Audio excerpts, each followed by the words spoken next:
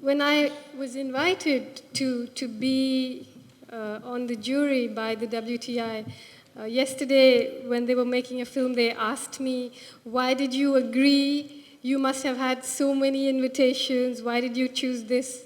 And I said, I feel so hurt that you're asking me this question because it's ours.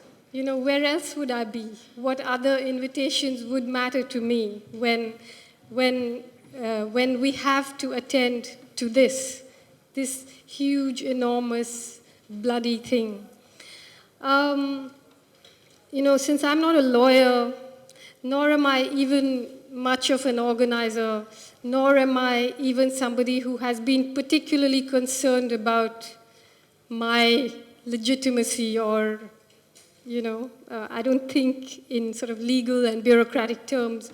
So, I didn't really go down the road of questioning who we are or who we represent.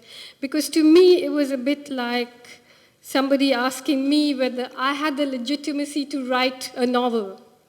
I mean, we're just a group of human beings, whether we are 5 or 10 or 15 or 10 million. Surely we have the right to express an opinion. And surely, if that opinion is irrelevant, surely if that opinion is full of false facts, surely if that opinion is absurd, it will be treated as such.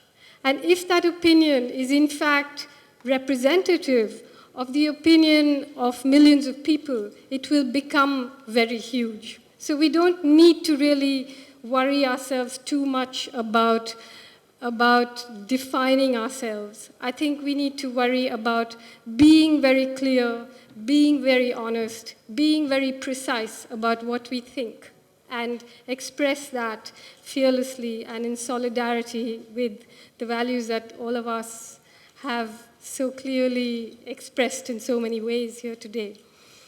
I really think this last 3 days, I mean, speaking as a writer, what I seek with complete greed, what I seek almost ruthlessly is understanding.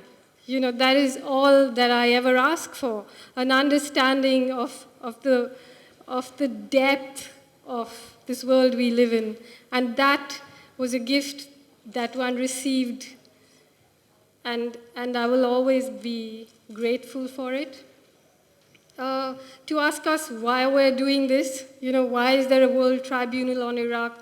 It's like asking, someone who stops at the site of an accident where people are dying on the road, why did you stop? Why didn't you keep walking like everybody else?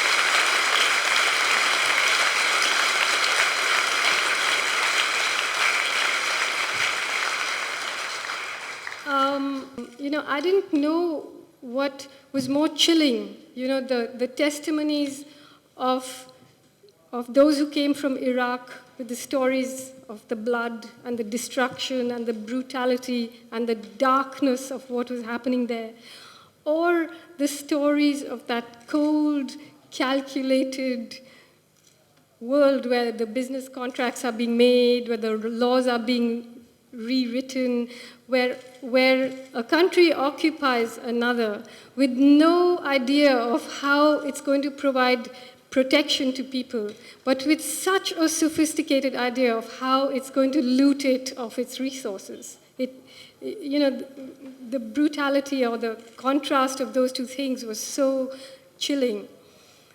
And I particularly wanted to talk a lot about, which I won't do now, so don't worry, but I wanted to talk a lot about my own, now several years of experience with issues of resistance, strategies of resistance, the fact that we actually tend to reach for easy justifications of violence and non-violence, easy and not really very accurate historical examples.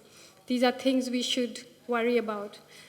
But at the end of it, today we do seem to live in a world where the United States of America has defined an enemy combatant, someone who they can kidnap from any country, from any place in the world, and take for trial to America. An enemy combatant seems to be anybody who harbors thoughts of resistance.